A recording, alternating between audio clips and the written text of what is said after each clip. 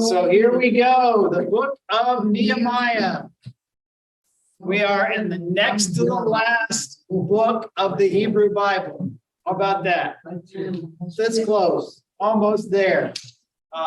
Pretty remarkable. It's been quite the interesting journey. As we said last week, Nehemiah is actually part of a longer book that was originally Ezra and Nehemiah, one together. It wasn't two separate. It wasn't until the 15th century that the Jewish Bible broke it into two books. It was actually Latin Vulgate and Origen in the 3rd century that used translations that in the English, or our Old Testament as we would call it, actually it was the Latin, not the English, in the more Christian version of the scriptures broke it up quite earlier. But in reality, it's one long entity. It's one long book. It's a continuing story. As we said last week, the other interesting fact is the order of the Hebrew Bible at this point. These last several books are out of chronological order, though they could very easily have been put in chronological order. Namely, you could have had, Chronicles, Ezra, Esther, Nehemiah, Esther, and gone from there, but that's not what it did. And we'll talk about maybe why that's the case a little bit later. Our typical opening, here's the name of the book in Hebrew. It is the name Nehemiah. It's not always the case, but in several of these type books, usually named after a person, the name of the person is there. And Nehemiah's name means comforted by God, or Yahweh. Again, that Yah, Nehemiah Yah at the end is always mentioning a reference to Yahweh. God comforts. Here is our timeline we've been looking at. Like I said, the last several books we've done were way out of order. We did Esther, then Daniel, then Ezra, then Nehemiah, then Chronicles, which starts, back here. Doesn't really make a lot of sense chronologically, but this is how it unfolds. The Ezra and Nehemiah, obviously, together chronologically. Ezra and Nehemiah are contemporaries. They're going to have concurrent ministry. They're going to be working sort of at the same time, though they're not really mentioned except for one verse in Nehemiah in chapter 8, the revival that happened under Ezra and Nehemiah. That's the only time we have them both mentioned, but they're concurrent. They happen together. Their ministries overlap in the city of Jerusalem. Ezra comes to Jerusalem first. Nehemiah comes later, but at the period of time that Nehemiah gets there, they're both in Jerusalem. They have different purposes. They have different, I guess you'd say, assignments in that particular historical segment, but they're concurrent. If you want some fun dates, general, I guess you'd say assumed date is 458 BC is when Ezra first makes his entrance into Jerusalem, and it's 445 BC. We go by the edicts that send them there that are referenced in the book, about 445 BC, when Nehemiah shows up on the scene. He comes after, and you see he actually leaves in the book. He tells us at the end, chapter 13, he leaves and comes back a little bit later. So a lot of history going on here. This is, again, the post-exilic period of time in Israel's history. They have been exiled, and they're beginning to come back. There are several waves that come back to Jerusalem, just like there were several waves that went away. And so this is where we are. Any thoughts, comments, questions? Yes, ma'am. I thought that Ezra and Nehemiah were friends. Because, I don't know, my study Bible, it just says much of the book was written in the first person by Nehemiah, but probably that Ezra was serving as the editor. Does that make sense? Yeah, it makes sense. We don't know who compiled the book, Ezra Nehemiah or Ezra Nehemiah. There is a lot of folks that think Ezra is the one that ultimately put it together. We'll look in just a few minutes at the full scroll and the different pieces that work together. But we don't know. He's not identified. There's first person sections from both Ezra and Nehemiah in this singular book. When I was reading it, I thought that friends in the same group. Right. They knew each other. Yeah, Again, the only time they're mentioned together is in chapter 8 of Nehemiah. That's part of the renewal ceremony of the covenant and the reading of the law that happens. what verse is that? I was just going to turn it to that. Chapter 8, verse 9. And Nehemiah the governor, Ezra the priest and teacher of the law, Yeah, and the Levites who were instructing the people said to them all. So they're all together, mentioned together. But that's the only place they're mentioned together specifically is there. But they knew each other. They worked together. Whether they were friends, we assume they got along. Though they were very different personalities, and we'll have a little bit of Well, fun. they came from different sections of society. Sure.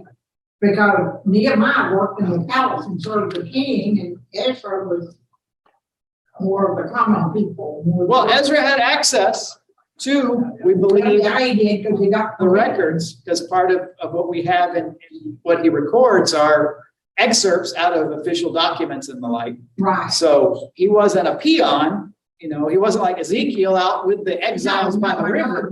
Like that, but he was But not Nehemiah's cupbearer to the king, so he's way up. right. He had to get special permission to leave and to go back. Well, they both get help and permission to Well, go. right, and he was on the other side. There's actually a lot of parallelism in their stories, and I think that's a function of the compiler that put together Ezra Nehemiah. We see kind of the three stories all begin with an edict. We see the book of Ezra began before Ezra doesn't come on the scene until chapter 7. So the first six chapters of Ezra is not to be found. It's happening before him, and then chapter 7, Ezra takes center stage. So there's a decree that allows this to happen. Some exiles to go back and rebuild the temple. There's a decree that allows Ezra to go back. There's a decree that allows Nehemiah. So there's different kind of things parallel in it. All of them face opposition. We certainly know to the rebuilding of the temple, there's opposition. Ezra and Nehemiah both face various opposition. And so there's a lot of that kind of built into the story. As you saw in that verse I just read, chapter 8, verse 9, Nehemiah is the governor. So you would expect, like Mom just said, coming as a cupbearer to the king. He had that sort of executive experience and to some degree pedigree that he could come and have that sort of maybe more we might say secular leadership, although obviously it's in the scripture, so it's not totally secular. There's not a clean break. And then Ezra, the priest and teacher of the law, we looked at him last week. That was what he did. He studied the law. He was a scribe, which means he one of the people in that time that could write and do things. And so that carried over into his work in this particular period of time. Let's look at, I think it's the outline next. If you remember last week, we talked about a new kind of literature is introduced in Ezra and Nehemiah, and it's this idea of a memoir, which are first-person accounts of things that happen. We also saw it in Daniel. There are some first-person sections. The latter half of the book of Daniel has that first-person pronoun. And so we have in this section of the Hebrew scriptures these sorts of things. So what we have, Nehemiah, is basically three memoirs. It starts out with Nehemiah's memoir, part 1, where we learn about the decree, his service to the king, what he hears about's happening in Jerusalem that upsets him, his request to the king's granting him leave to go back. We see him getting to Jerusalem. We see him surveying and then beginning to rebuild the wall. And as that work progresses and goes well, he also goes on to deal with some economic and social issues that arise and brings reforms to those. And then after Nehemiah's first part of his memoir, we get back to Ezra. We have a first person, as it were, section of Ezra. And this is largely the section where he leads the people in the covenant renewal ceremony, where they read the law, and they commit to return to worshiping God. There's this period of worship and confession. They even observe one of the festivals again, and they renew the covenant. And then the book ends back to first person Nehemiah, more of his memoirs, where it's a kind of dry. There's a few dry sections in these books where you have lists of names, and this person did that. We get the dedication of the wall, and then we hear the ending. I don't know that when I look at this now, more social and religious reforms, this is kind of after he goes away and comes back. Things are going well, he leaves and comes back, and things have kind of taken a left turn. So he's got to do some things there. If I could summarize for you the differences between Ezra and Nehemiah, the next two verses are going to do that. Yes, governor, political leader versus religious leader, priest, scribe, student of the law.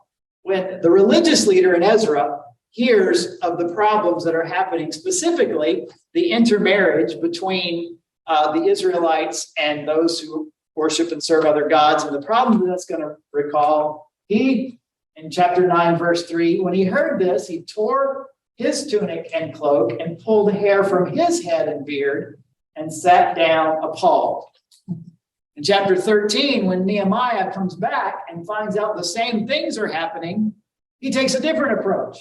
He rebukes them, he calls curses down, and he pulls the hair out of their head. So Ezra is like distraught, pulling his hair out. Nehemiah's like, I'm yanking your hair out, you bunch of losers and lunatics. So there's a summation in those two verses of the differences in their personalities in some degree. I think the other reality is Ezra is on the front end.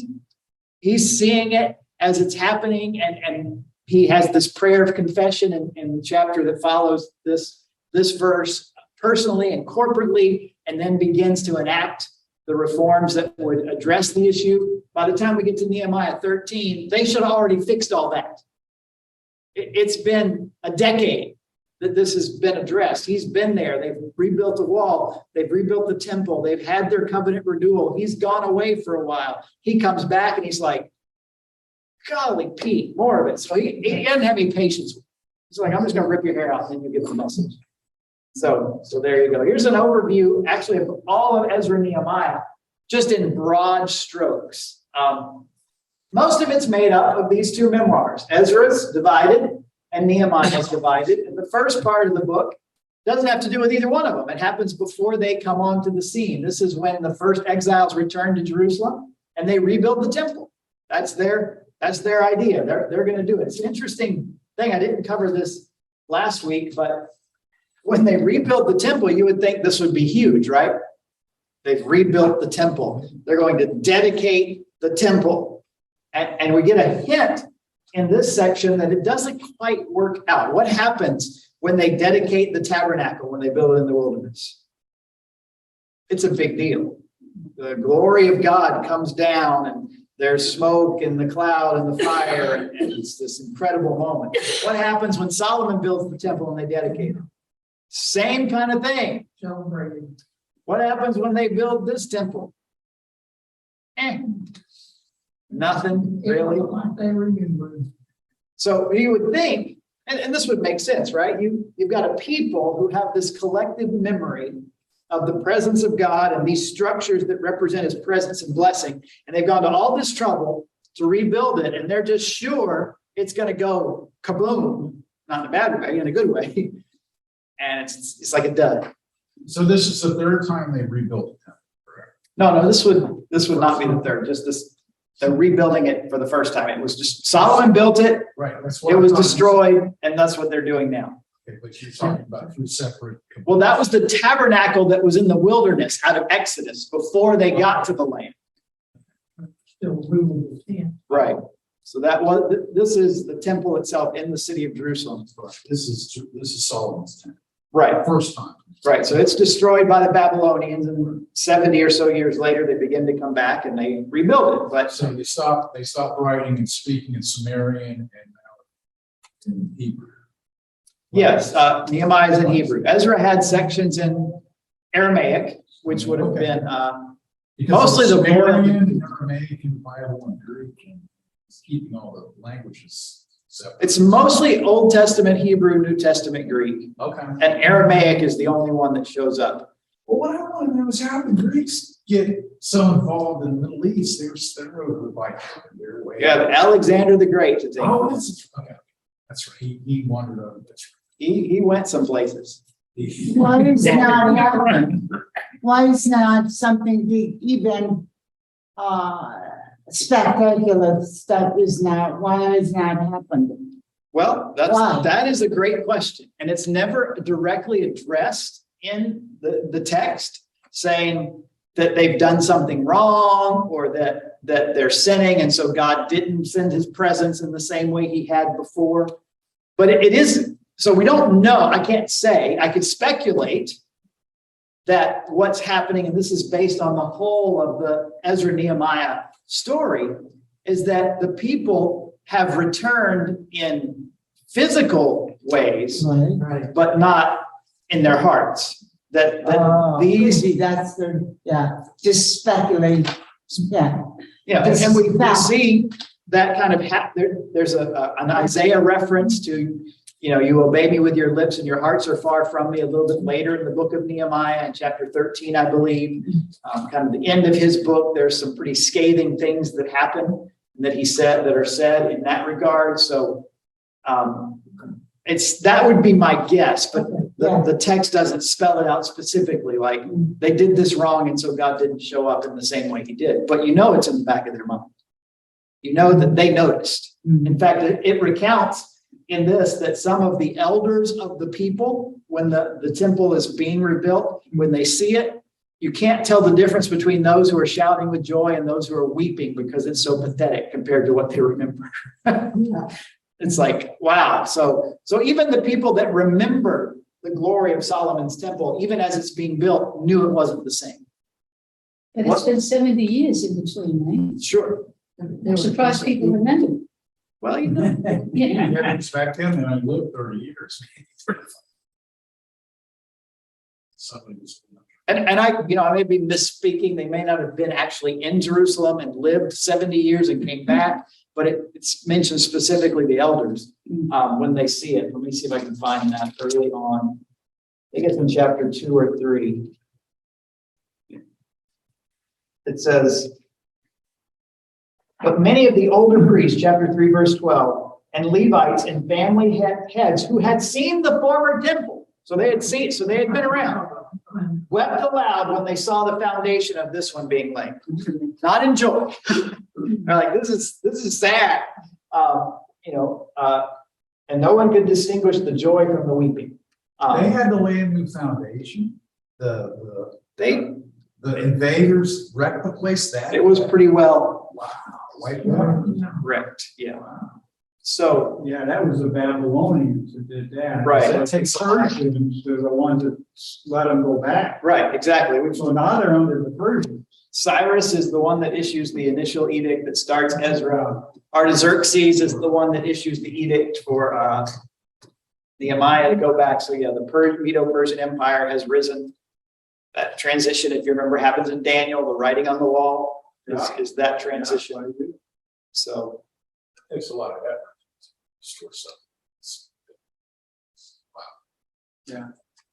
And I mean, it's the story of the ancient world that, if you want to prove you're better than somebody else, the best way is to show your God is better by doing something to however they express their worship of their God, i.e. destroy this temple that for them, destroy the temple and carry off the holy artifacts from it so that you're like, our God is better. And in fact, we see that, it's not Ezra Nehemiah, it's when the Philistines steal the ark, and they put it in their temple as a sign. They kind of rout the Israelites and take the ark.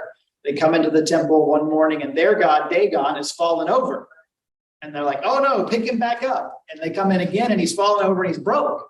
And they're like, okay, pick him up and get rid of that thing. They send the ark back because, that's their mindset. Gods and hierarchy, and our God is better than your God. So the Babylon totally committed to their cause. I understand. Yeah. It's just the thing. Temple, when it was built the first time, had to be a tremendous achievement. But sure, like you said, completely without pieces. That's it would have been a big deal. yeah, exactly. And then to rebuild it, they're weeping because it wasn't as tremendous as it was the first time. And the difference would have been it was built when Solomon was king, and Israel, after David and into Solomon's reign, was at its height, at its most powerful state. Yeah. It had the most wealth, it had the most materials, it had the most influence. When Solomon wanted to build the temple, he could do it however he wanted. Now they're exiles. They're counting on the kindness of the Medo-Persian Empire to write letters to say, hey, you can have some materials to rebuild your temple. Oh, I see. But they're not in a position of power. They're just doing the best they can with what they're given. Yeah, but Artaxerxes sent back with Nehemiah all the artifacts Yep. that they had stolen. Which So is, he had them all back. so that was huge. You know, Yeah, it lists it, it outlines them in the book, all that they took back with it. The number of bowls and Yeah. But said that one place that I was reading, I don't put scripture on one of the notes, but they even, where the gold had gold plated on the walls and all that, they took all that off before they destroyed it. Everything that was a gold plated or silver plated, they took the plating off. because it would have been valuable to them. as Valuable, so they, Babylonians. and what they didn't take off, they destroyed. So it was a big, and that's why when the word comes to Ezekiel in the middle of his book that Jerusalem has fallen, the temple's been destroyed, he's heartbroken. You know, it guts the people of Israel. And so while this should be hugely, hey, we're back in the temple's breaking, as you're reading it, you understand it's the letdown. This didn't go like they hoped. Kind of like, you know, we've all had those experiences where we built them up here. And then when we have, we're like, that wasn't nearly as great as I hoped. And so obviously this is a little different than that. So the Wailing Wall, which is left today, is the third. That would have been the temple that Herod built, which is still considered the second temple. He basically took what they did a couple hundred years before his time and made it better. Okay. And Thank you. then that was destroyed in 70 AD by the Romans. Because that's the one I always remember. So Romans. Right. That's where it remains today. Okay, thank you. Yep.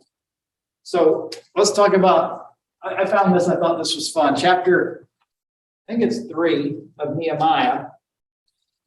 If you want to read it, we won't read it together because it's rather long and rather tedious, outlines the rebuilding of the wall. And so here is a picture of that. What happens is they start here and they work around counterclockwise. At least that's how the text describes it. It starts up at the top here and it works around and down. It mentions various gates and towers that are built. Again, you can kind of see it in the text. I certainly won't read all of it because it's a long chapter. Like I said, it can be tedious, but it starts in the beginning about the high priest and his fellow priests went to work and rebuilt the sheep gate. So we start here. And then the next place you mention is the Tower of the 100, the Tower of Hananel, which is there. And then we keep going. It's the fish gate. And so if you read through the chapter, you just kind of work your way around this structure of Jerusalem and the wall that would have surrounded it. And you see here kind of important features. You're talking about the Western Wall. Here's the temple complex. This would be the Western Wall. Now you were there, right? You visited? We were. So What year was that again you visited? 2017, 5 years ago. Yeah, that's when I first He came. left for the hurricane. Well, it was after. We weren't sure we were going to get to When go. that's right when Trump changed the embassy. The day we were, We were there, that happened. Wow, wasn't the wall built with separate, with people who lived in that area or people who worked? It was not the same team who went all the way around. no, yeah, it lists it. Yeah. The description goes around that way, People, but but it talks about different people building different sections. The implication is that they all build here and then move, that it just goes around the city. right, and that- they built so- wherever they lived or wherever they Right. were. So you would understand why here you have the priests starting, because it's relatively near when you get back over here. That's the thing. So you think about this part of the world. You see here, the old city of David. So when David comes back, finally takes over Jerusalem, makes it the capital. This part is the city of David, also called Mount Zion. The temple is on Mount Moriah, we think the same place that Isaac was sacrificed by, almost sacrificed. I guess he wasn't, he lived to tell by Abraham. So this is the kind of the section here. Now for fun, I found it interesting. Here is like a Google map of the city of Jerusalem. This red outline, if you can see it, is what's called the Old City. Okay, so for us who have been there, Right, you can see the Dome of the Rock. The Temple Mount is here. yeah. This is Mount of Olives over here, Gethsemane here. So that's, these are the graves in this area that we walked by, that really windy road there. For those of you, we stayed up here. This is where our hotel was. But the red outline is the Old City, okay? The other thing you know about the Old City is divided into quarters: the Armenian quarter, the Christian quarter. The largest one is the Muslim quarter, and this is called the Jewish quarter by the Western Wall that still stands, the Wailing Wall, as it were. Now, so that's the city. So that's the Old City, but you see how big the modern city. This is the Knesset. This is basically their government head, and Supreme Court is over here. So you kind of have that outer loop. You can kind of see the main road over there and a little bit over here. So this little part. Now, this isn't what Nehemiah rebuilt. In this, Nehemiah rebuilt, here's down here, the Pool of Siloam. So if I go back, Pool of Siloam, right? So that's kind of at the bottom. So if we go forward, the Pool of Siloam is, I lost it, down here. And so basically this road sort of follows the old wall. And then it goes up here because we've got the Temple Mount. So it goes up. So what Nehemiah, in Nehemiah's day, the city of Jerusalem is basically this. And then Square miles is that? I don't know. I didn't do that. It's small. It's small, yeah, back It's then. pretty small, especially after being in exile. Yeah. It's even smaller. And then the old city, which is sort of, that's not even Jesus's Jerusalem. It's even bigger than Jesus grows up, over the first century as Israel is allowed to sort of get used to not being in exile. The old city would have been, what would have been to about 1,000 or so. And then now you've got all of this, which is, I don't know if you can see this little icon here is the Church of the Holy Sepulcher. Now that's Christian, right? Right, that's where You got the it's, Jews first, you had the Christians next, and then you had the Muslims. well, and others in between and around. And then the other ones. They come and Those go. are the three main ones of that church. But the Church of the Holy Sepulcher is the traditional site of where Jesus was crucified and buried. And so one of the things that's odd, if you're there, is like, why was Jesus buried downtown? Because he wasn't. That would have been illegal. And that would have been against the law. Dead bodies make you unclean. So you got to go outside the city. So where that is, it has to be in Jesus's day, assuming that's relevant. We don't know. It's traditional. It may or may not be. That shows you that's outside the walls, the old city walls. So even though it's part of the old city today, in Jesus's day, it was not part of the city. It was on the outside of the city. The walls would have come there. So it's really quite fascinating. I wish I probably should have superimposed. The problem is this map isn't the right shape. It should be skinnier. This isn't that wide. This little section down, it's kind of like an arm that sticks down, not a big wide square. So this, I think, is just more helping us see what's going on versus this, which we have the landmarks. Now, the trade routes still come down through this specific city and region, correct? In between the trade routes that you pointed out last week. Yeah. Still come through here. That's what makes it the important. Jerusalem most cities along that trade route would have been up on the heights because it's easier to defend from a higher position. So we've got, the valley on this side. Over here, we've got the Kidron Valley and some other places on up toward there. So the main trade route wouldn't have been on the mountains. It would have been in the valleys, because those are easier to traverse, or along the Jordan River, which is kind of over here a little bit. Again, that's going to be a lower area. Dead Sea, lowest place on earth, so particularly low, easier to traverse. So these cities that usually grew up as outposts that were up on the heights, off the trade route a little bit, because of the nature of trying to defend against all the attacks that came. And Jerusalem is not, I wouldn't say it's like in the middle of the trade route, it's a little bit off. It's kind of between the coastal way and the way over here by the river. The way I understand it is that geographic point is important because God said, I am here. And that's why Solomon built the temple in the first place, right? It was the land of promise to Israel. It says in here. And he said, that's where I want you to go, Abraham. Showed up there, and that's why the Muslims. So God is everywhere, though. He's not limited to this piece of real estate, which is good. But there was something about. He said he was there. That's why He called them to that place as an inheritance, and he made his home among them once they were there. Okay. Before they were there, he was among them in the wilderness in the tabernacle. Right. And then when they were there and set up shop, he was there with them to bless them. Okay. So, thank you. Fascinating piece of real estate, particularly this piece of real estate right there.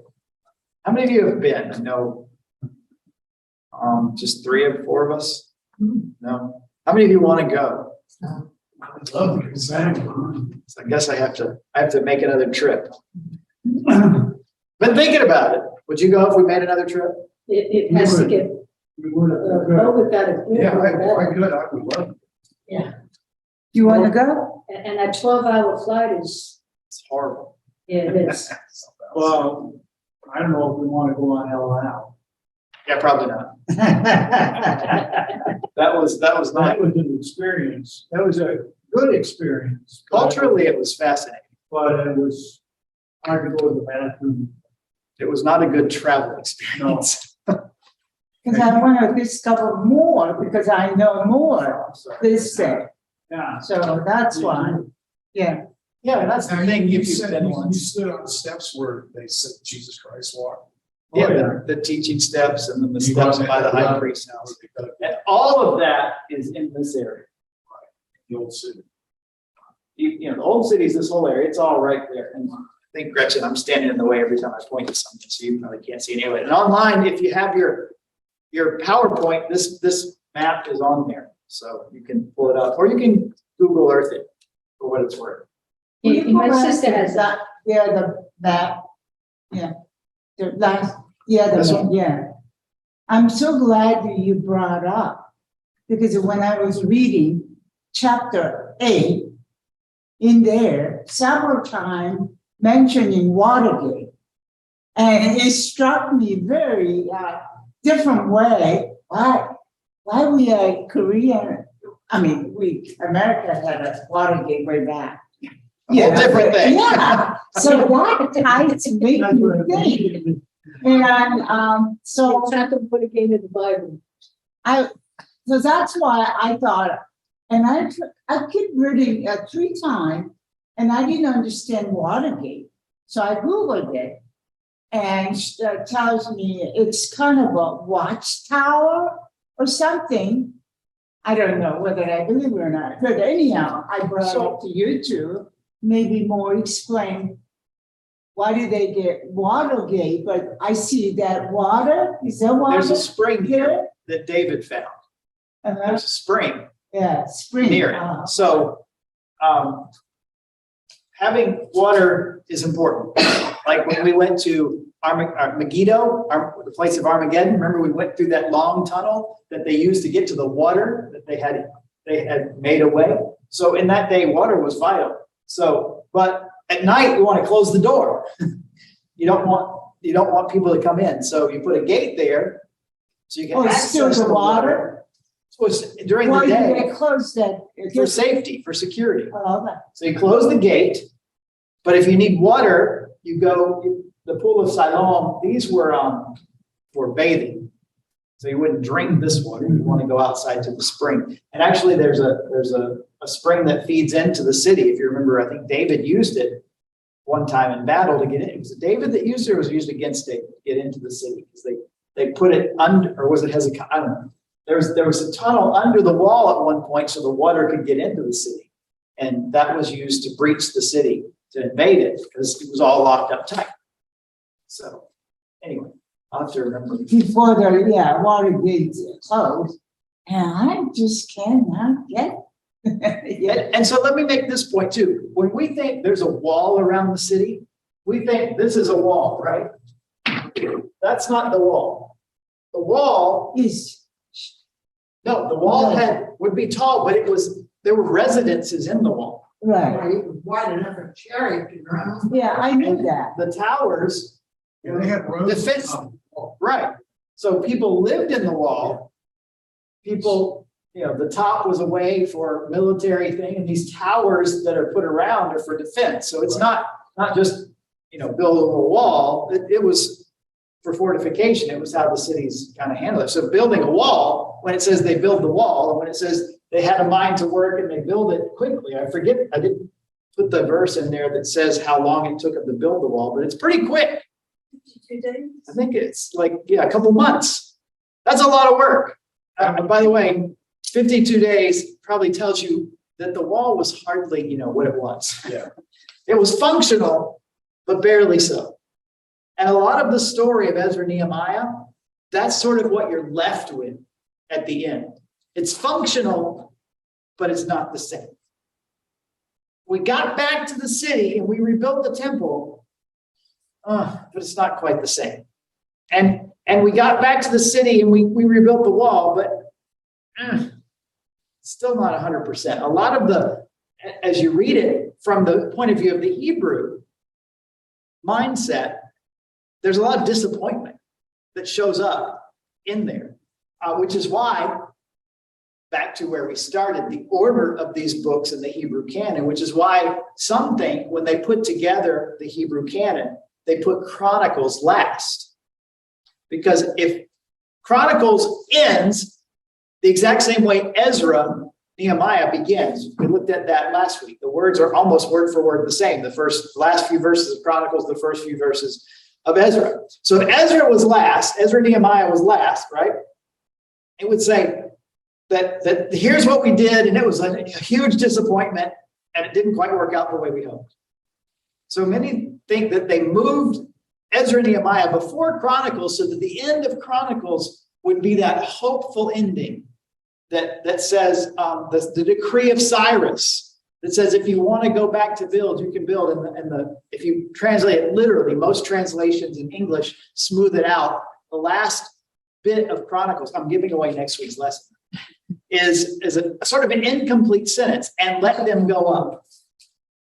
Meaning go up to Jerusalem, go back to the homeland. And so the idea is for some, and this isn't what the Jewish compilers of the Hebrew Bible said. This is thinking, speculation. Is this why the order is so wonky here in the way we would typically put it?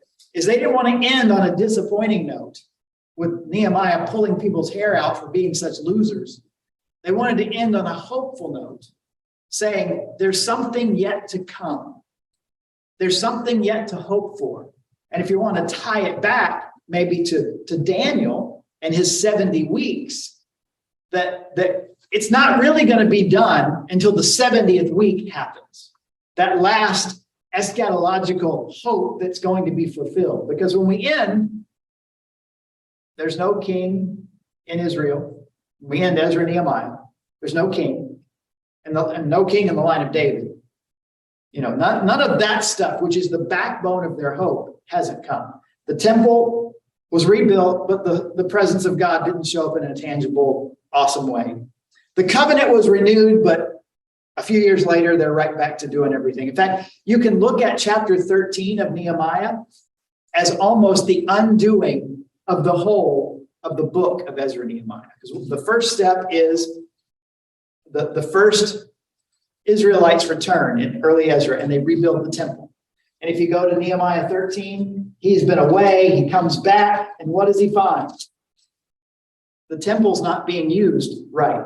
He has to clean out parts of the temple that are being used wrongly, running people off because they had turned it into, the people that are supposed to be stewards of the temple haven't minded the temple, and it's just kind of whoever, set up shop, put your stuff in there, it doesn't matter. So Nehemiah comes back, I think that's why he's pulling hair out, right? So the temple, the highlight of Ezra 1-6, by the end of Nehemiah, well, that didn't work out so well.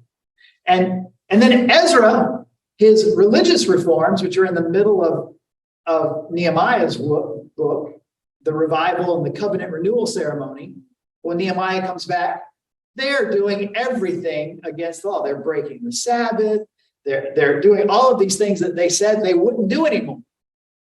And you could even see a hint that the wall that Nehemiah rebuilt, there's a whole section where there's people camping out as merchants right outside the wall and selling things on the Sabbath that Nehemiah yells at them, shuts the gate, says, go away, don't be here when I come back in the morning. And he kind of has to shut down that. So even it hints that the wall, maybe it's effective in keeping out who he doesn't want, but even that had been abused because the gates had been left open and just let anybody come in and out doing all sorts of things. So by the end of Nehemiah, all of the hopeful return of the exile, all three of those things have kind of been cut off at the knees. And so if that's how you end your Hebrew scriptures, boy, that stinks, doesn't it? Well, we hoped in God, but he didn't come through this time. No. So the Hebrew scriptures end with Chronicles, which point ahead to there's more that's to come. That ultimately the promise made to David that someone from his line would be on the throne, that hasn't happened yet. So we know that's got to, Moses, he comes, right? He leads the people. And in Deuteronomy, it says one like Moses, a prophet greater than Moses will one day arise. And maybe for some people, they thought it was Ezra because he was thought to be like a Moses figure because he brought the law back. But he turns out to be just as incomplete as Moses. And so we don't want to end on that note. We want to end on the hope of the priest that will one day come. So we've got the promise of the king. We've got the promise of the priest, and all of that has to point to somebody else. So the Hebrew scriptures end with a note that's kind of an unfinished sentence because they knew, even because of the disappointment of Ezra and Nehemiah, there was still something yet to come. Let's talk for a minute about the revival, because that's my next slide, I think. Here we go. In chapter, what chapter is it? Chapter 8 is the 8, 9, and 10 is the Ezra Memoir, and Ezra steps up. And he says, so on the first day of the 7th month, Ezra the priest brought the law before the whole assembly, which was made up of men and women and all who were able to understand the law. Write that right. How's this sound for a worship service? He read it aloud from daybreak till noon as he faced the square before the Watergate. There it is. There's Watergate. In the presence of the men, women, and others who could understand. And all the people, hey, how's this? This is a great thing. All the people listened attentively. Nobody fell asleep in church that day, right? All the people listened attentively to the book of law. That's how the spiritual revival is supposed to start for them. That he brings out the book of the law, he reads it, daybreak until noon. That's about 6 hours. And I think we pretty much know, I think there's another text that says they're standing the whole time. They're standing, he's reading for 6 hours. Should we try that Sunday? No, probably not. But it results more in than this. just the 10 Commandments. What's that? It's more than just the 10 Commandments. Sure enough. Taking that long. It took a while. Probably all the Torah. Yeah. Genesis through Deuteronomy is likely what he read. As much as, they would allow. And then they have this moment where they all cry out after hearing it. As the people could see him because he was standing up above them. As he opened it, the people all stood up. And Ezra, there it is, they're standing, all stood up. Ezra praised the Lord, the great God. And all the people lifted their hands and responded, amen and amen. And they bowed down and worship the Lord with their faces to the ground. So there you go. This is how it's supposed to start. This is supposed to be the moment where everything comes back together. And they actually find in the law, they're supposed to observe the Feast of Tabernacles or Booths. And so they do that. They brought back Passover in Ezra chapter 6 after they built the temple. Now they're bringing back the Feast of Booths at the end of Nehemiah. And they, this is kind of cool, right? I mean, we're bringing back the festivals, and yet we still end this whole scroll in Nehemiah chapter 13, which we kind of outlined before, that Nehemiah, well, he has to go crazy on them, yanking their hair out, scolding them, and leaving them there. Now what happens? I want to finish with this, because I think it's interesting. I hinted at it last week, but I want to add to it. What happens is, because of the disappointment that this didn't work out, the people had a dilemma, right? We thought we were doing what was right. We thought we were supposed to do it this way. God didn't show up. We slipped right back. I mean, at the end of Nehemiah, they're intermarrying, they're not keeping the law, all of this stuff. We slipped right back.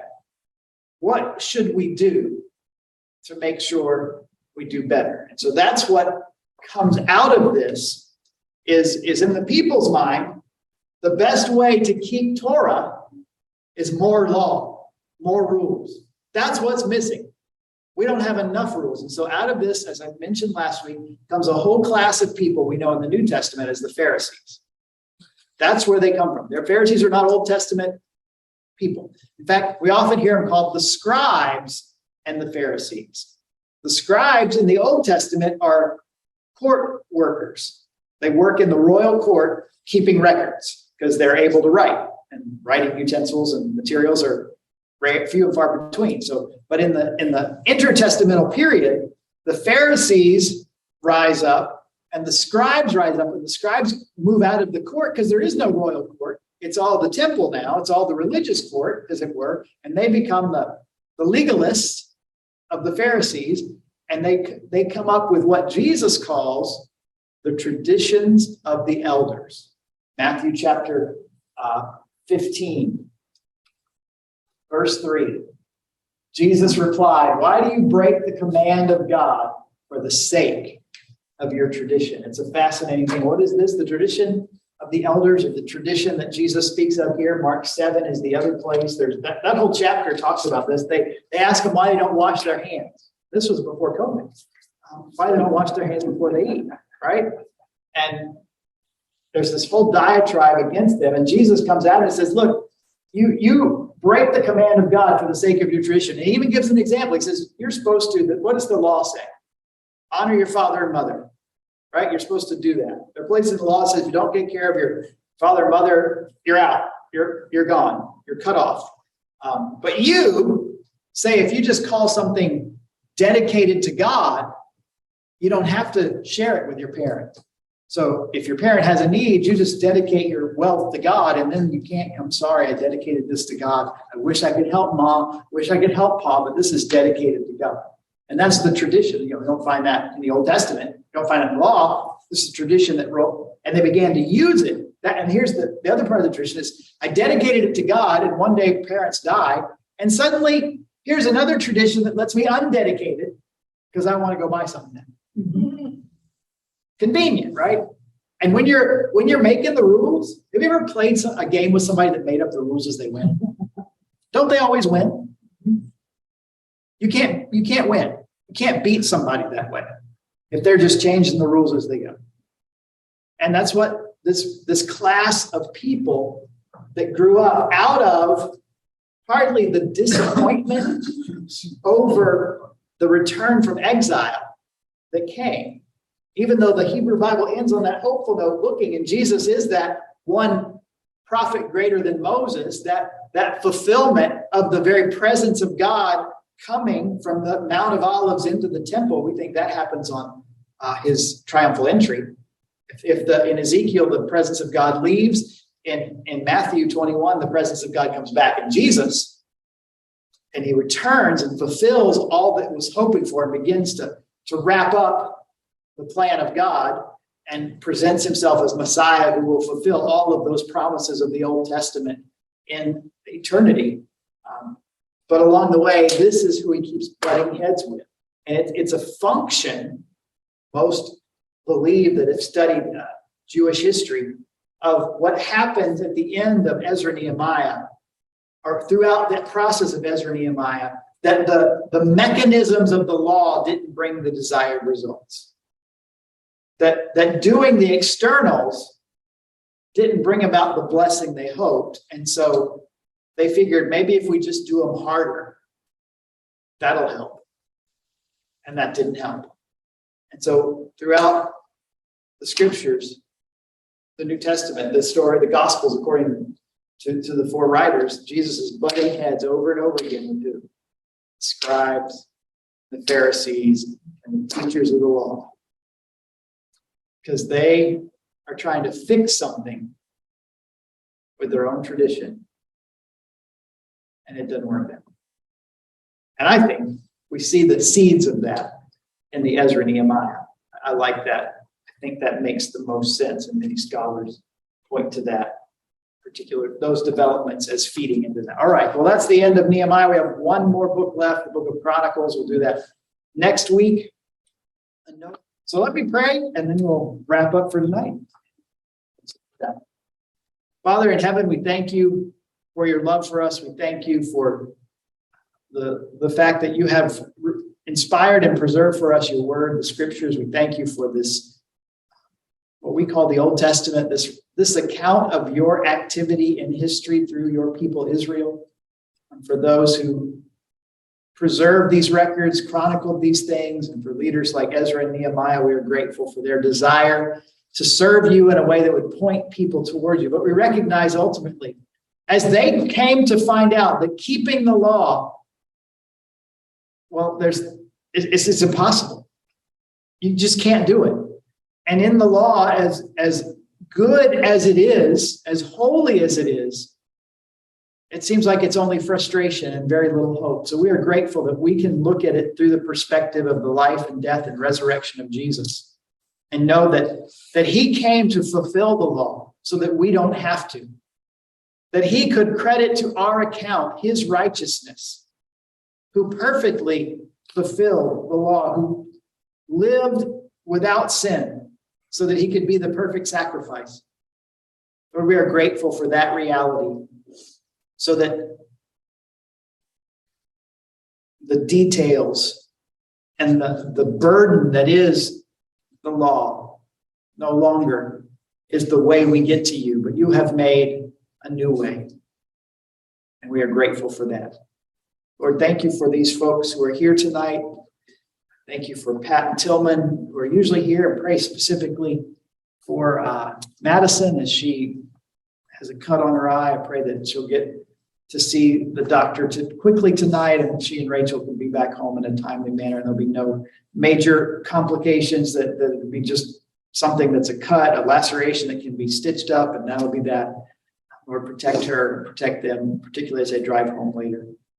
Bless Pat and Tillman as they have grace into. Lord, I know there are lots of other needs present among our folks, and we are grateful that you invite us to cast our cares upon you because you care for us. So we want to be people that seek you, that pray, that offer our praises, yes, but also our burdens and concerns, knowing that our God hears and answers prayer.